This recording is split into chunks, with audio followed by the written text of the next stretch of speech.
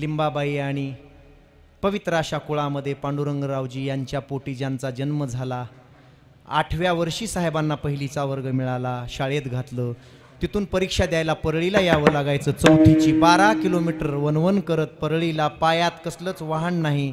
एक एक गोष्ट आपल्या समोर 10-15 मिनिटात मांडणार आहे, कारण मी त्यांच्या पाठभीतीलाच राहतो, साहेबांच्या यशस्वी बंगल्याच्या पाठीमागेच राहतो।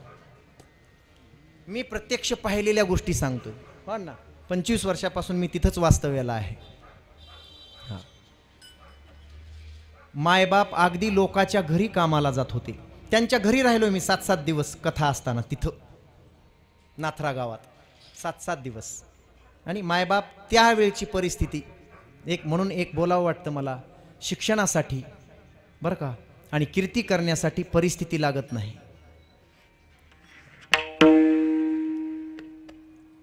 किसी भी अभाव में जिसका स्वभाव न बदले वही तो लोक नेता हो सकता है।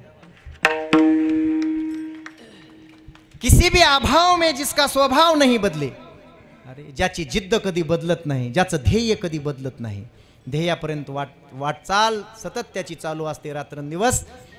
महाराष्ट्रात इतक्या गरिबीतून इतक्या उच्च लेवलला आलेला नेता कोणता नसेल। एक एक गोष्ट मांडतो गुरुजी, हो, या महाराष्ट्रामध्ये लोकनेता दुसरा होणे नाही, झाला नाही, कुणी किती प्रयत्न करू द्या।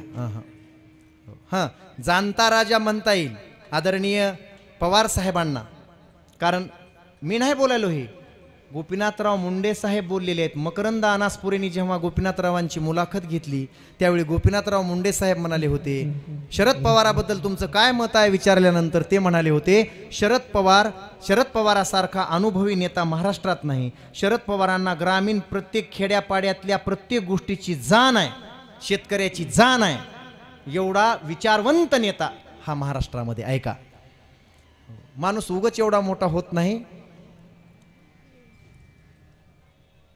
प्रत्येकाच्या हृदयात वीरश्री निर्माण करणारं भाषण बाळासाहेब ठाकरेंनीच करावं।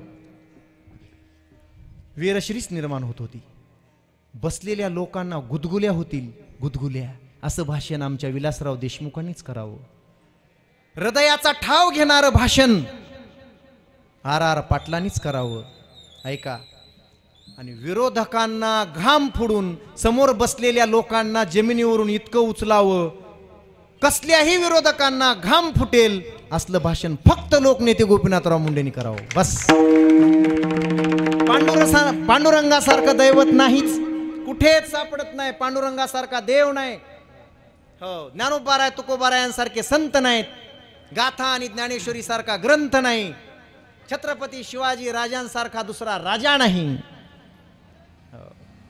माझ्या श्री संत भगवान बाबासारखा शिक्षणाचं कार्य वारकरी संप्रदायातून करणारा दुसरा संत नाही, आणि गोपीनाथराव मुंडे सारखा दुसरा लोकनेता नाही नाही नाही। विठाला विठाला विठाला विठाला विठाला। दया, एक एक गोष्ट बोलेन, दयावंत जे अंतरी, दयावंत काय कार्यक्रमात 3 कार्यक्रम असल्यामुळे माझा वेळ अगोदर गेलाय। ऐका, नाहीतर मी 3 दिवस कथा केलेला माणूस आहे। साहेबावर हळंब या गावी 3 दिवस कथाच केली होती, हो। दयावंत जे अंतरी, अंतकरणातली दया कशाला म्हणतात, त्यालाच धन्य म्हणतात, म्हणून जगतामध्ये असे महात्मे धन्य असतात। दादा, कारखान्यावरून ती गाडी निघाली होती, निघाल्यानंतर ब्रह्मवाडी नावाचं ठिकाण आहे एक परळीच्या जवळ 3 किलोमीटरवर, तिथं आल्यानंतर एक स्त्री 55 ते 60 वर्षाची अशी मला वाटतं सुखाबाई नावाची अशी त्या गाडी पुढे उभारली, ताफ्या पुढे, साहेब येत आहेत, साहेब येत आहेत। फार दुःखात असलेली ती माऊली, 2 वर्षापासून रात्रंदिवस रडणारी ती माऊली, घरी काही राहिलं नव्हतं, ती माऊली येऊन त्या ताफ्याच्या पुढे उभारली। आता कोण आहे माझा वाली, कोण आहे माझा वाणी, कोण मला सांभाळील, जीव दिल्याशिवाय पर्याय नाही, आता राहिलंय काय माझं, म्हणून ताफ्यासमोर उभारली। 10-12 गाड्यांचा तो ताफा, 1996 ची गोष्ट। आणि ती गाडी अडवल्यानंतर पोलिसांनी आणि काही पोलिसनी होत्या, लेडीज कॉन्स्टेबल, त्यांनी त्या बाईला धरून इकडे ओढण्याचा प्रयत्न केला, पण ती लोळायला लागली रस्त्यावर। ही बातमी हळूहळू कळली यांना, साहेबापर्यंत गेली। अरे का थांबलायत, ड्रायव्हरनं सांगितलं, कोणीतरी एक महिला अकांत तांडव करते आणि ती बाजूला होत नाही। साहेब म्हणले कशासाठी, साहेब साहेब म्हणून नाव घेते तुमचं, मला तुम्हाला भेटायचंय म्हणते. लगेच सुटाबुटातला तो माणूस, कोटातला तो माणूस झटकन दरवाजा काढून गाडीच्या खाली आला. त्या बाईला तो दिसल्याबरोबर, त्या स्त्रीला तो दिसल्याबरोबर त्या माता माऊलीनं साहेबांच्या पायावर लोटांगण घ्यावं एवढ्यात तिला असंच धरलं. माय, तू माझी माय आहेस, तू माझी माऊली आहेस, मी स्त्रियाकडून पाया पडून घेत नाही. माय बाजूला हो, मीच तुझं दर्शन घेतो. सुटाबुटातला माणूस खाली वाकला. कुणीतरी असं म्हटलं होतं, नेते अनेक झाले असतील, नेते अनेक झाले असतील. लोकनेता होण्यासाठी गोपीनाथरावांकडे बघा, मी कधीही थकणार नाही, मी कधीही रुकणार नाही आणि मी कधीच कोणापुढे झुकणार नाही असं म्हणणारा माणूस, असं म्हणणारा लोकनेता त्या एका साधारण फाटक्या लुगड्यातल्या महिलेपुढे झुकतो. त्याचं कारण आहे, मी कुठल्याही विरोधकापुढे कधीच झुकणार नाही, सत्ताधाऱ्यापुढे कधीच झुकणार नाही, पण या गरीब जनतेपुढे मात्र झुकल्याशिवाय राहणार नाही. म्हणून गरिबांच्या घरी जाऊन पोत्यावर बसून साहेबांनी पिठलं भाकर खाल्लेली मी पाहिली आहे. कधी? उपमुख्यमंत्री असताना पिठलं भाकर आणि चटणी खाल्लेली मी पाहिली. महाराज, इतका सामान्य लोकांपर्यंत येणारा नेता या देशात तुम्हाला कधीच सापडणार नाही.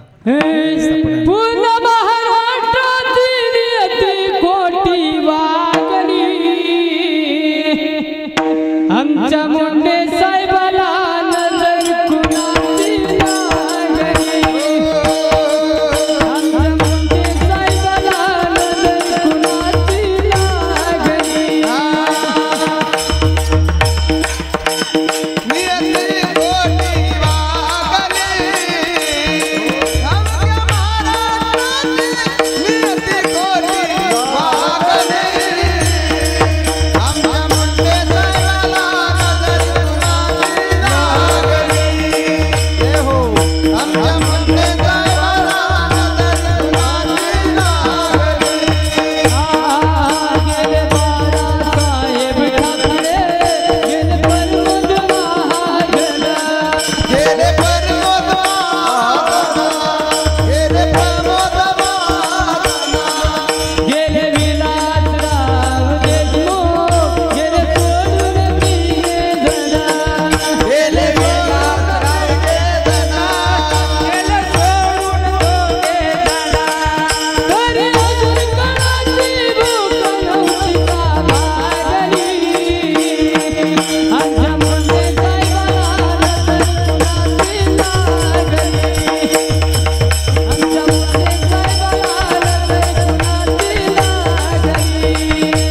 अवघ्या महाराष्ट्राची नेती खोटी वागली, अवघ्या महाराष्ट्राची नेती खोटी वागली. आपल्या मुंडे साहेबाला नजर कुणाची लागली, अवघ्या महाराष्ट्राला नजर कुणाची लागली. पुन्हा महाराष्ट्राने टाकला नियतीचा चौथा फासा. पुन्हा महाराष्ट्रावर टाकला नियतीचा चौथा फासा. भरल्या ताटावून उठवले, घेतला मुंडे साहेबाचा घासा. भरलेल्या ताटावर उठवले, घेतला मुंडे साहेबाचा घास. तरी अजून कोणाची भूक नव्हती का भागली.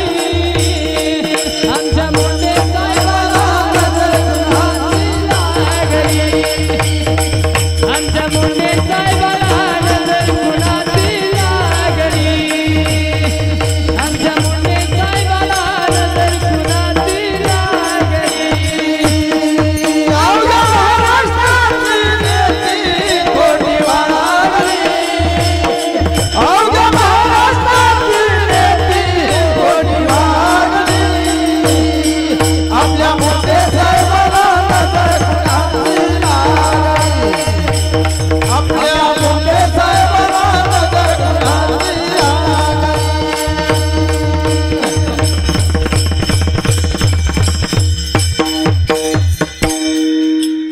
छत्रपती शिवाजी महाराज की जय. लोकनेते गोपीनाथ मुंडे की जय.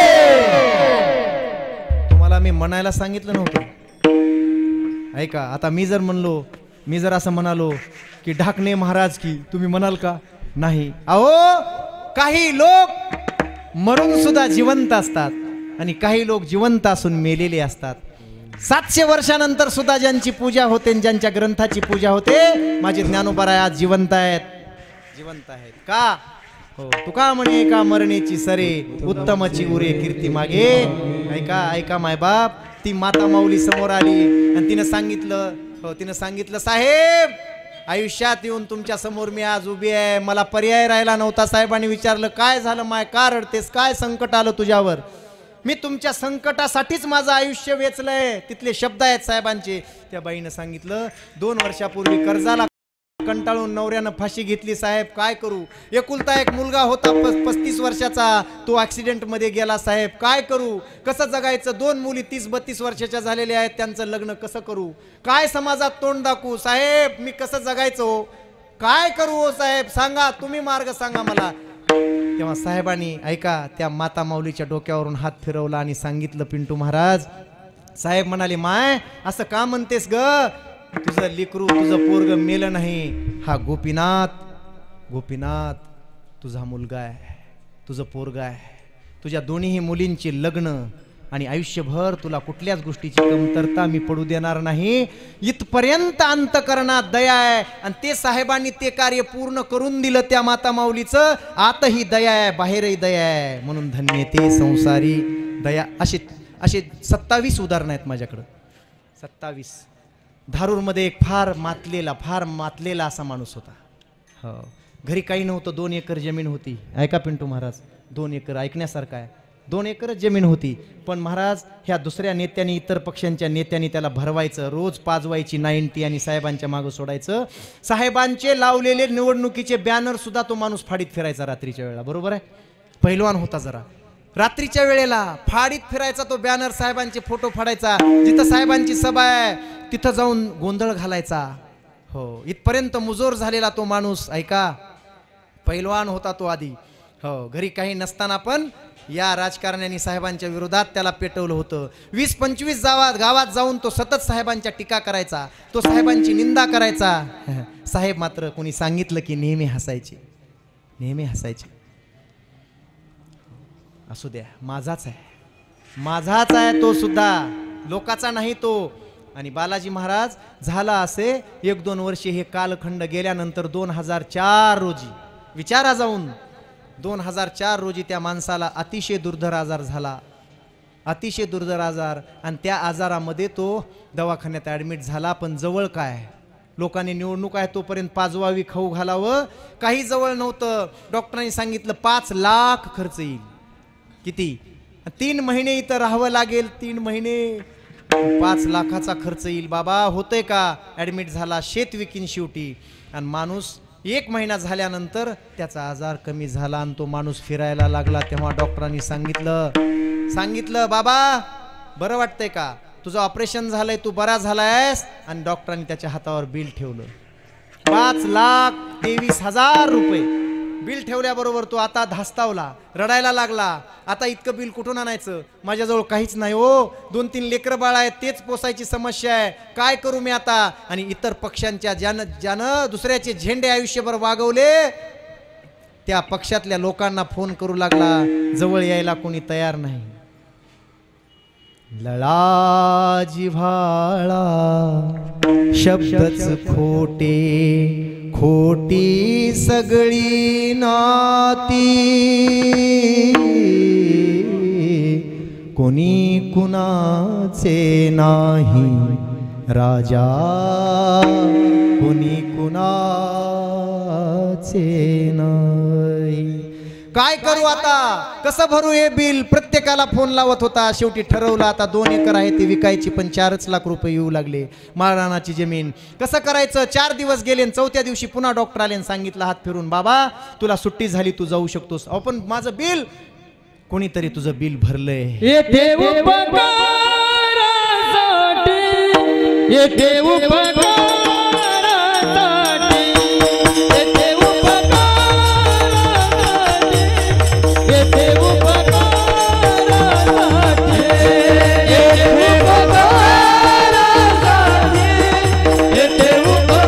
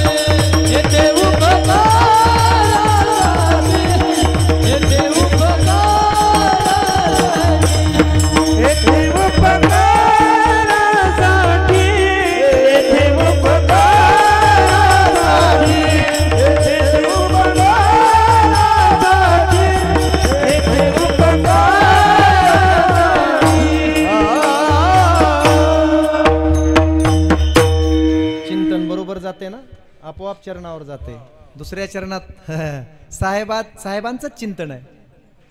हो, येथे उपकारासाठी. अहो बिल भरलं महाराज, ऐका त्याचे शेवटचे शब्द ऐका. डॉक्टर साहेब माझं बिल. डॉक्टरांनी सांगितलं कोणीतरी येऊन तुझं बिल देऊन गेले बाबा, फक्त त्यांनी नंबर दिलाय. अहो पण कोण गेलं येऊन माझं बिल देऊन? साहेब मला सांगा ना, कोण असेल तो देव माणूस साहेब, सांगा ना, कोण असेल तो दाता साहेब, सांगा ना, एवढं कोण केलं हो माझ्यासाठी, सांगा ना साहेब. तेव्हा त्या डॉक्टरांनी फक्त फोन नंबर दिला त्या माणसाला. बघ रे बाबा, हा फक्त नंबर ठेवलाय त्यांनी, तुझं सगळं बिल त्यांनी पेड केलंय, तू जाऊ शकतोस. त्यांनी लगेच मोबाईल काढला, साधा मोबाईल होता, मोबाईलवरून तो नंबर डायल केला. अण्णा नंबर डायल केला आणि तिकडून आवाज आला हॅलो. इकडून आवाज गेला कोण बोलतंय? तिकडून आवाज आला मी गोपीनाथ मुंडे बोलतोय, मी गोपीनाथ मुंडे बोलतोय. विश्वासच बसत नव्हता. अहो खरं सांगा कोण बोलताय? होय मी गोपीनाथ मुंडेच बोलतोय. हे कसं शक्य आहे? हे कसं शक्य आहे? अद्वैतात असणाऱ्या माणसाने इथं यावं, लोकांनी त्यांना शिव्या द्याव्यात, त्यांनी मार खावा.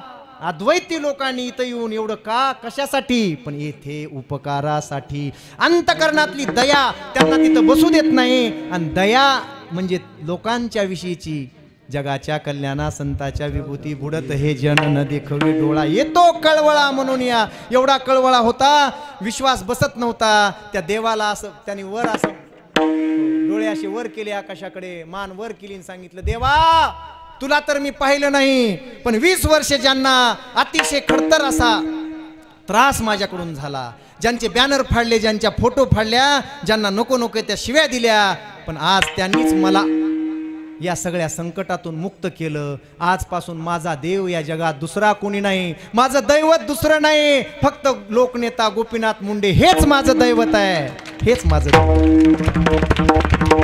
येथे उपकारासाठी. दयावंत तरी देवाची सारी घे, दयावंत तरी देवाची सारी घे, देवाची सारी दयावंत तरी देवाची सारी.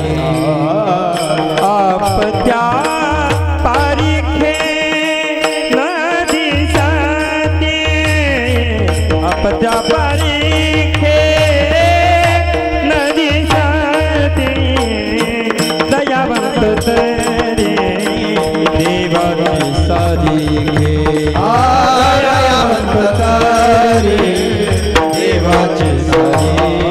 होता. म्हणून माझी ती तळमळ होती. मी परळीला गेलो नसतो तर मला बाबा भेटले नसते, बाबा भेटले नसते तर मी संगीत शिकलो नसतो, कीर्तनही केली नसते. एवढा उपकार जगात माझ्यावर देवाचा सुद्धा नाही, ह्या देवाचा आहे. काय काय सांगू महाराज, त्यांच्या किती कथा सांगून काय सांगू, वेळ आपला संपलाय. पण साहेब आम्हाला हवे होते. एक सांगू, हा माणूस अजून 15 वर्ष तरी या महाराष्ट्राला हवा होता. प्रत्येक गोरगरिबाची जाण असलेला दुसरा नेता. मला वाटतंय आता जन्माला येणं शक्य नाही ना आता सध्याही नाही, एवढी जाण असणारा साहेब म्हणायचे. पहाटे 3 वाजता जरी माझ्याकडं कोणी आलं बेल वाजवली तरी कुठला आहे याचा विचार मी करत नव्हतो. 3 वाजता त्या माणसाला मी भेटायचं. एक सांगू का, सगळ्यात सोपं सांगतो अण्णा. त्यांना कोणी भेटायला गेला असेल, बुवा त्यांना कुणी भेटायला गेला असेल, दुसरे नेते म्हणतात ठीक आहे काम करू असं तसं, यांना भेटा त्यांना भेटा त्यांना भेटा त्यांना भेटा. हो माझ्या साहेबांनी बघा ती परंपरा यांनी जपली. आज मुंडे सरांनी आणि सगळ्या ह्या साथीदारांनी, आता मला नावं माहीत नाहीत, पण हे रक्तदान करण्याची परंपरा साहेबापासून, साहेबांनी नटराज रंग मंदिरला फार मोठं रक्तदान शिबिर घेतलं होतं. हो 2009ची गोष्ट आहे. साहेब लोकसभेला निवडून आले होते तेव्हा. हो लोकसभेला निवडून आले होते तेव्हा. एक सांगून जाऊ, कुठलाच नेता जे करणार नाही ते अलौकिक काम मुंडे साहेब करायचे. कोणतं? इथून गेलेला कुठल्याही जिल्ह्यातला माणूस साहेबाला भेटायला गेला, साहेब माझं हे काम आहे, काम होईल नाहीतर न होईल हे नाही, पण विचारायची, पाठीवर हात टाकायची, म्हणायची कुठून आलास, कुठून आलास, कुठे राहिलास कालपासून, तिकिटाला पैसे आहेत का? ते माणूस बाहेर आलेला म्हणायचं पाठीवर साहेबांनी हात टाकला, पाठीवर साहेबांनी हात टाकला आणि साहेब म्हणले तुला तिकिटाला जेवायला पैसे आहेत का बाबा, असं म्हटल्याबरोबर ते माणूस म्हणायचं सगळं आहे माझ्याकडे, सगळं आहे. तुमचा हात म्हणजे माझं कोट्यावधीचं काम झालंय. मला एवढी ऊर्जा मिळाली, एवढा संघर्षाचा वारसा मिळाला. मी स्वतः आता माझ्या पायावर उभा राहून संघर्ष करील. मी पुन्हा येणार नाही. काम झालं काय आणि काम नाही झालं काय, साहेबांनी जेव्हा हात टाकायचा पाठीवर, काम व्हायचं की नाही माहीत नाही, पण तो मनुष्य म्हणायचा, गोपीनाथराव मुंडे साहेबांनी माझ्या पाठीवर हात टाकून मला विचारलं, जेवलास का? मला विचारलं, तिकिटाला पैसे आहेत का? सांगा, महाराष्ट्रात असा कुठला नेता आहे का की जो जाणाऱ्या उपमुख्यमंत्री असणारा नेता असं कोणाला विचारतो का? आणि ही आपल्या डोळ्यासमोर घडलेली गोष्ट आहे. अनेकांच्या पाठीवरून साहेबांनी हात टाकायचे. अहो, गुडघ्यापर्यंत धोतर, फाटलेलं धोतर नेसून, हातात कोयता घेऊन, उसाच्या फडामध्ये काम करणाऱ्या माणसाजवळ जाऊन, या भारतातला कुठला जर नेता भेटला असेल आणि त्याच्या डोक्यावरून जर कोणी हात फिरवला असेल तर ते फक्त लोकनेते गोपीनाथराव मुंडे, बाकी कोणीच नाही, कोणीच नाही. त्याची बरोबरी कोणी करूच नाही, करूच नाही. राजकारणही केलं आणि समाजकारणही केलं. एक सांगू, गोपीनाथराव साहेबांची एक मुलाखत आहे, तुम्ही ती ऐका. त्यांनी सांगितलं, त्या मकरंद अनासपुरे विचारतायत, साहेब तुम्ही किती गावांना भेटी दिल्या? साहेब म्हणाले, प्रत्यक्ष जाऊन मी 2-2 मिनिट तरी बोललेलो गाव आहेत 6000. कोणता नेता गेलाय, कुठला मुख्यमंत्री गेलाय, आयुष्यभर राजकारण करणारा गेलाय, 6000 गावात फिरलाय का माणूस? नाही. आणि या महाराष्ट्राच्या प्रत्येक तहसीलला भेट देणारा फक्त एकमेव गोपीनाथराव मुंडे आहे. प्रत्येक तहसीलला, या राज्यातल्या प्रत्येक तहसीलमध्ये जाऊन आलोय म्हणले साहेब, प्रत्येक तहसीलमध्ये. हे एवढं कसं शक्य होते? साहेब म्हणायचे, मी कधी 3 तास झोपतो, कधी 2 तास झोपतो, कधी वेळ मिळाला तर जास्त वेळही झोपतो, पण जोपर्यंत माझ्या शेवटच्या लोकांपर्यंत मी पोहोचत नाही तोपर्यंत मी विश्रांती घेत नाही. म्हणून डोंगराला किंवा पर्वताला टक्कर देण्याची ताकद जर कोणात होती तर फक्त ती गोपीनाथ मुंडेंमध्ये होती. असा नेता पुन्हा होणे नाही, आपलं दुर्दैव. आणि काळा दिवस तुमच्या माझ्या आयुष्यात, आज त्याच्याबद्दल मी बोलणार नाही, कारण आज जयंती आहे, जयंती आहे. इथे उपकारासाठी आले घर जा वैकुंठी. म्हणून एकदा साहेबांचंच भजन करू, भगवान बाबांचंच भजन करू.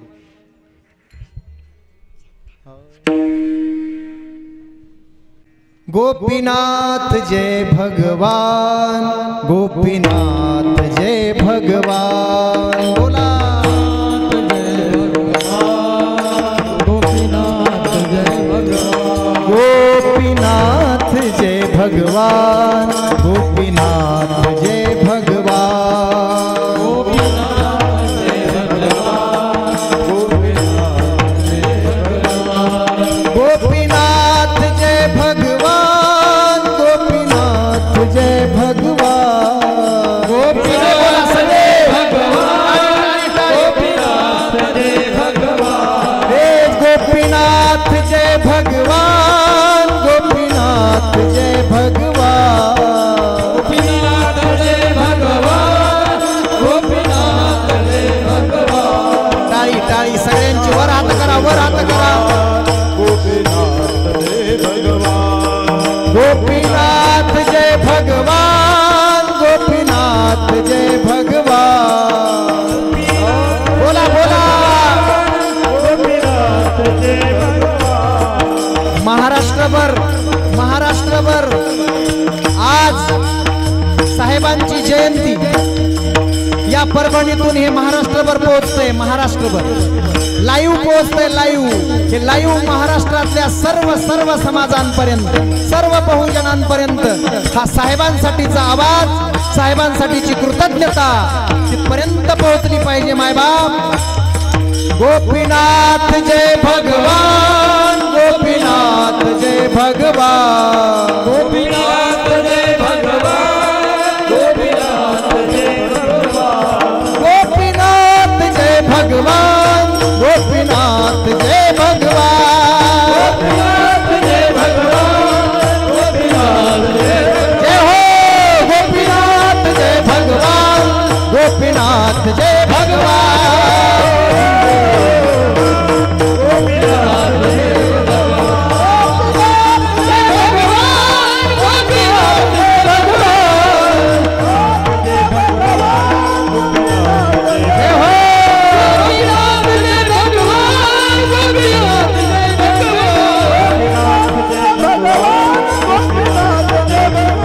गोपीनाथ जय भगवान, गोपीनाथ जय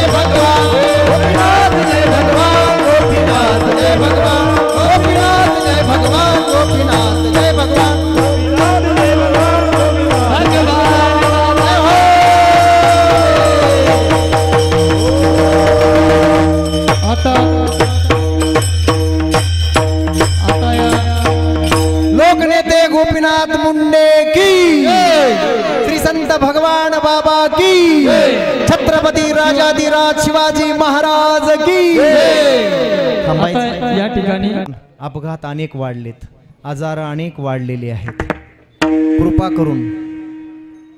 कृपा करून मी आताच 2 महिन्यापूर्वी रक्त दिलंय, त्यामुळे आता देता येत नाही. पुढच्या वर्षी मात्र राखून ठेवीन. हो, राखून ठेवीन. मी जरी असा दिसत असलो, काय महाराज होण्यासाठी फार लागतं. दाढी लागते, बॉडी लागते, गाडी लागते, तरच महाराज म्हणतात लोक. ऐका, साहेबांच्या अंतकरणातली दया एका मिनिटात सांगतो, एकाच मिनिटामध्ये, आणि कीर्तनाच्या उत्तरार्धाकडे पोहोचतो. शेवटची चाल होईलच. साहेब जे बोलायचे ते करूनच दाखवायचे. 4 वेळा संघर्षासाठी यात्रा काढल्या आणि सत्तेचा पालट केला, जे कोणाच्या बापानं शक्य नव्हतं.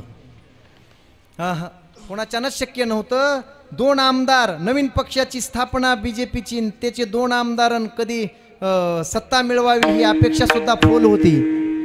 पण रात्रंदिवस संघर्ष करून डोंगरासारख्या राजकारण्याला टक्कर देऊन त्यांची सत्ता उलथवून टाकली. ऐका, दाऊद सारखे पळून तेव्हा जे गेले ते अजून आले नाहीत.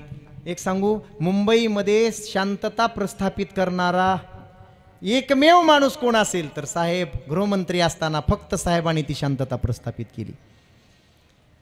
लोकांविषयी तर महाराज, आता दया ते ऐसी पूर्णचंद्रिका जैसी निवविता न कडसी साने थोर, चंद्रासारखी शीतळता सगळ्यांना दिली. ज्ञानोबरायांच्या भाषेत, पै पायी काटाने हटे तव व्यथा जीवी उमटे, तैसा पोळे संकटे पुढीलाची. पुढच्याच्या पायात काटा मोडला रे की त्यांच्या अंतकरणाला वेदना व्हायच्या, त्याला म्हणतात अंतरी दयावंत. येथे उपकारासाठी आले घर जावे कुंठी, लटिके वचन नाही आणि देही. या कष्टकऱ्यांसाठी, ऊसतोड कामगारासाठी, शेतकऱ्यांसाठी माझा शेवटचा श्वास द्यायला सुद्धा मी तयार आहे. देही उदासीन, देह जाऊ अथवा राहू, पण या जनतेच्या पायी दृढ भाव त्यांचा जनतेसाठी होता. आयुष्य जनतेसाठी वेचलं, म्हणून हा लोकनेता अजरामर झाला. आणि मग त्यांच्या मुखामध्ये जी वाणी होती ना, कुणी जवळ गेलं तर ती वाणी, तो स्वाभिमान जपलाच पाहिजे. आपल्या लोकांविषयी आधी आपल्याला कदर असली पाहिजे, त्यांची प्रगती अगोदर केलीच पाहिजे, हे आपलं परम कर्तव्य आहे. म्हणून समाजाची प्रगती, मला असं वाटतंय मामा, मला असं वाटतंय आज जो 1.5 महिन्यापासून 2 महिन्यापासून जो या एसटी महामंडळांचा संघर्ष चालू आहे, खरं सांगू इमानदारीनं, 10 दिवस सुद्धा जर साहेब असते तर 10 दिवस सुद्धा ह्यांच्या नुसते पाठीवर हात फिरूच यांना बरोबर केलं असतं साहेबांनी. तोडगाच काढला असता, तोडगाच.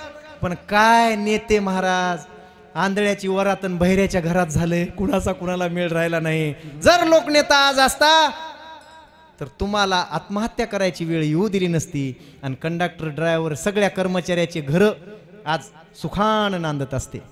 मी एवढीच प्रार्थना करील. तो माणूस आज नाही म्हणून आज आम्ही किती संकटात आहोत. नक्कीच बाकीचे किती असून उपयोग नाही.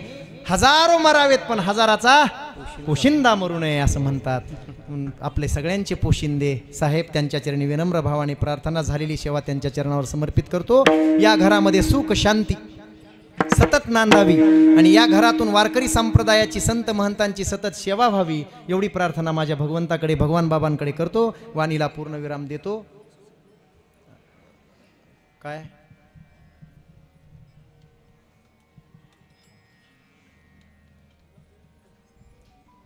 जानते राजे श्री शरदचंद्रजी पवार साहेब आणि दोघांचे फोटो दिसले मला परभणीत. साहेबांचा फोटो एका बाजूला पवार साहेबाचा. किती गोड आहे हो, किती गोड आहे, वा. आणि लोकनेते गोपीनाथरावजी मुंडे साहेब यांच्या 81व्या या जयंती उत्सवानिमित्त आणि त्यांच्या वर्धापन दिनानिमित्त सामाजिक बांधिलकीचा ऋणनिर्देश सोहळा आयोजित करण्यात आलेला. कुठं आहे? बर मला सांगा की. बी रघुनाथ सभागृह या ठिकाणी किती वाजता? घरामध्ये अखंड सौभाग्य राहावं, अखंड लक्ष्मी नांदावी आणि अखंड भगवान बाबांसारख्या संतांचा पदस्पर्श या घराला व्हावा एवढी इच्छा व्यक्त करतो. झालेली सेवा भगवान बाबांच्या गोपीनाथ मुंडेंच्या हो लोकनेत्यांच्या चरणी समर्पित करून वाणीला पूर्णविराम देतो. ज्ञानेश्वर